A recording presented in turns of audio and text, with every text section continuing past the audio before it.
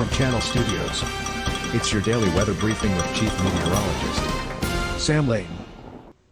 And happy Friday evening, everyone. Thanks for joining us here at the National Storm Channel. I trust you had a great day and a great week across Oklahoma. And it's been pretty nice weather-wise for the most part. There's been a few hiccups, but looks like conditions are going to start getting wetter as we head towards the holiday weekend.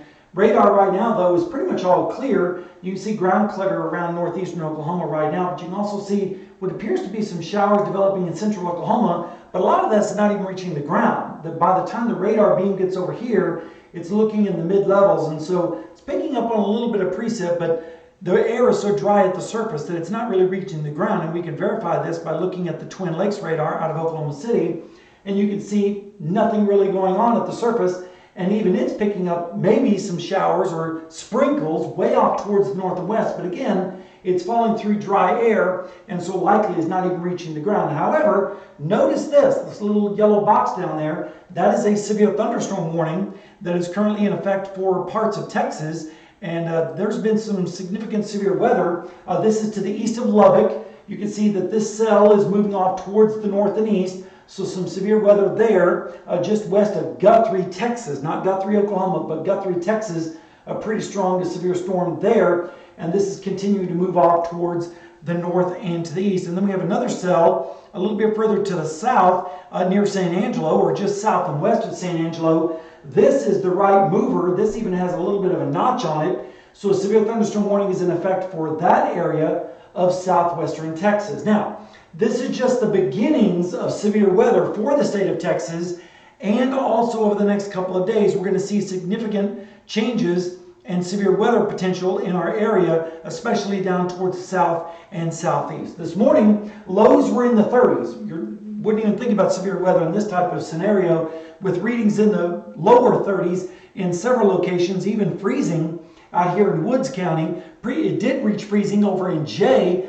this morning, 35 degrees. Over there in Pryor, 39 is what we made it down to here at the Tulsa Mesonet site. A little bit warmer down to the south, like you follow with 45 this morning, as well as McAllister and over there in Worcester. But then this afternoon, temperatures rebounded pretty nicely, pretty much in the 70s in western and southern Oklahoma today. Mid-60s for the most part here in northeast Oklahoma, like here in Tulsa where we had a high of 64 degrees. A little bit warmer down in Bixby where they were 66. And you follow with 65 as well as Stigler, and temperatures in the 70s in places like Antlers with 71, as well as Atoka with 70 degrees this afternoon. Temperatures, though, have fallen down quite a bit into the 40s, in fact, in some places just to the east, and that's because the dry air in place. You can see 49, a pretty popular number in Miami, Veneta, also down in Sallisaw, 48 degrees in Pryor right now, 50 degrees for our friends in Jay. Meanwhile, here in Tulsa, we're sitting at 57 degrees, a little bit cooler in Bixby with 51, and down in Eufaula it's 54. But notice out to the west, temperatures are still in the upper 50s to lower 60s in many locations, like Oklahoma City with a temperature of 62 degrees right now. And here's the story on the cool temperatures this morning, all the dry air in place. Look at these dew points in the 20s across our area, so lots of dry air today. 24, the current dew point over in Stillwell, so it's pretty bone dry over there. 29 is what the dew point is here in Tulsa. It's starting to creep up just a little bit, and you can see dew points in the 40s now, starting to make its way into southern Oklahoma and also southwestern Oklahoma on southerly winds. And those southerly winds are going to increase the moisture tomorrow, also maybe a little bit in the more way of cloud cover, and also a chance of thunderstorms also perhaps entering into our picture. Satellite view shows mostly fair skies over all of Oklahoma. However, I wanted to point out a few things here as we start the loop over again. See this gray area here? That's all the smoke from grass fires that have been burning up in north central and northeastern Oklahoma over the last couple of days. Also, you can see some pretty big thunderstorms developing out in West Texas. In fact, one's a right mover and one's a left mover. Watch this complex right here. Notice how it splits. This cell kind of moves to the north, and then another cell moves to the south, and so you have a right mover and a left mover, and that's pretty common when you have difluent flow aloft. And this difluent flow aloft tomorrow is going to spell trouble for central and southern Texas with the possibility of severe weather, and then a big severe weather event further to the east over in Louisiana, Mississippi, and Alabama unfortunately, for Easter Sunday. And we'll get to that in just a second. But here's the risk of severe weather tomorrow, mainly along and south of the Red River. That's where we're expecting the best chance of severe weather. Marginal risk extends as far north as I-40. Here in Tulsa, just general thunderstorms, and with an enhanced risk of severe weather and possible tornadoes in central Texas for tomorrow. But the really big show is going to be on Sunday for the southeastern United States, and you can see why. Look at the moderate risk here, stretching from northern Louisiana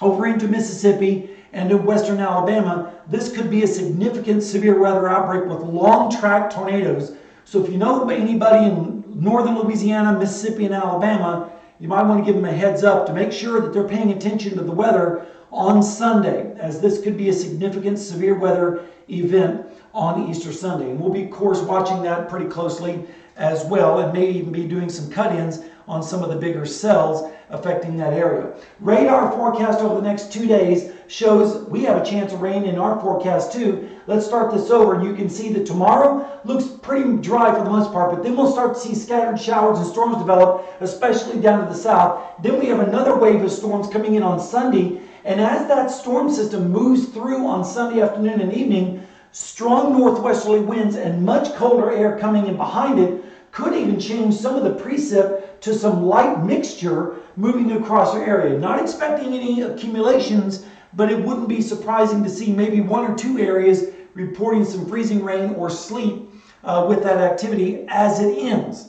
So we'll have to keep an eye on that. All right, here's a look at your rainfall forecast on the 72-hour forecast on the GFS. A large area of 1 inch plus expected with this next storm system, and that includes even central Oklahoma. Then if we take a look at the Canadian model, it too has the best chance of heaviest rain over eastern Oklahoma, and maybe even a little bit more heavier rain down to the south along the Red River. And then if we take a look at the ICON model, it basically, again, south and east of I-44 here in the red area, 1 inch plus amounts common across southeastern Oklahoma with this next storm system. And on the latest NAM 12 kilometer, it has the heaviest precip a little bit further to the north and west, so we'll have to watch that. And you can see that a stripe of heavy rain from South Oklahoma City right on up through Fayetteville, and around 1 inch here in Tulsa too, with higher amounts around the Fort Smith area. And if we take a look at the NAM 3 kilometer model, it has the axis even a little bit further to the north,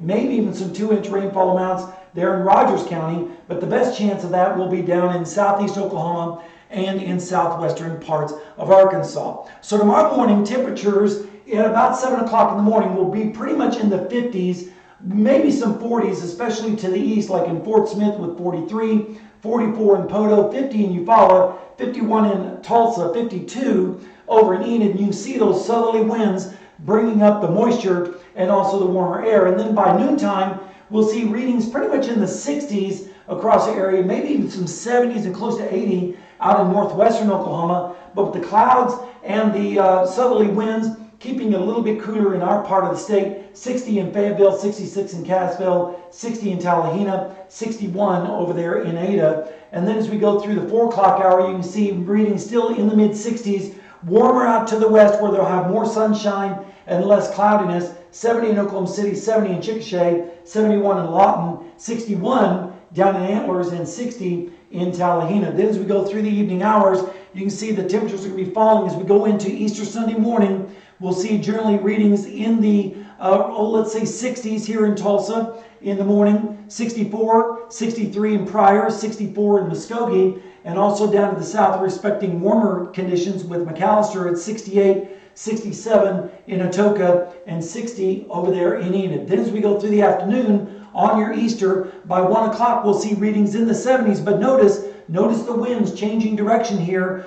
Here comes the front, and so once we see the front moving through, we'll see the winds changing around to the north and west, and temperatures falling rapidly. 4 o'clock we'll see readings around 72 still here in Tulsa, but notice Ponca City 72, Enid 67, and here's the strong northerly winds. And by 7 o'clock, those northerly winds will be moving into the Tulsa area and temperatures dropping rapidly. You'll see 54 here in Tulsa, 42 already in Ponca City. So we'll see 42 in Ponca City and almost 70 down in southeastern Oklahoma with Tallahena at 66. So that kind of gives you an idea of how much of a transition this front is going to be. And then as we go through the 10 o'clock hour, strong northwesterly winds, temperatures in the 30s, 37 in Enid, 37 in Ponca City, even 42 here in Tulsa, 44 in Mulgee, 47 in Eufaula, and 54 down in Antlers, and 60 still at Idabel. So there's going to be quite a transition as you move from southeast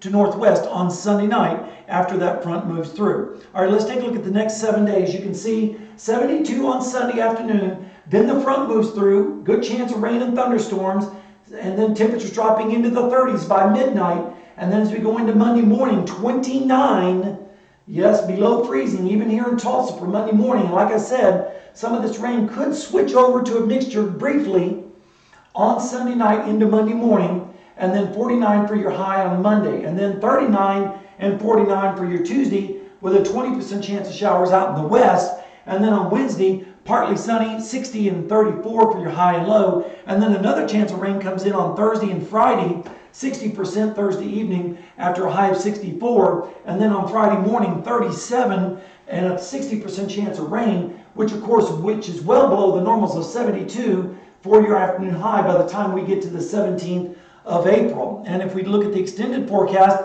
pretty much we're going to be up and down quite a bit on the extended forecast. 65 on Saturday, 70 on Sunday, but then another front comes through early Monday. We start out at 46, but then drop through to the 30s on Monday with an 80% chance of rain, and that'll be kind of a cold, chilly rain. And then on Thursday, look at that, 30 degrees on the 21st of April. I'll have to look and see if that's a record, but that could be close to a record. 55 for your high on Tuesday, and then 59 on the 22nd, and then we go back down the roller coaster again on Thursday with a high of 49 in the morning, and then dropping through to the 40s by lower 40s by Thursday night into Friday morning with the low of 43 and a high of only 49 for your Friday, the 24th. And by that time, we're supposed to be 74 and 52. So nevertheless, it is going to be way below normal for the entire outlook period. All right, let's take a look at the allergies. Looking a little bit better than it was yesterday. 10.4 yesterday, 9.4 today. We'll get a little bit better tomorrow too at 8.6. But then we go back up a little bit on Sunday ahead of the frontal system. And then we finally start to get some relief on Monday and Tuesday as readings start to drop into the medium category by that period of time. Your lakes look like this. For the most part, they're just slightly above normal and falling or steady. Keystone right now is at 6.1 and is steady. Fort Gibson at 2.1 and rising slightly. Tin Killer's at about 5 feet above normal and is falling. Worcester right now is the highest lake in the area at 10.2 and is falling just a little bit. And the lakes over in northwestern Arkansas and southwest Missouri are pretty much the same.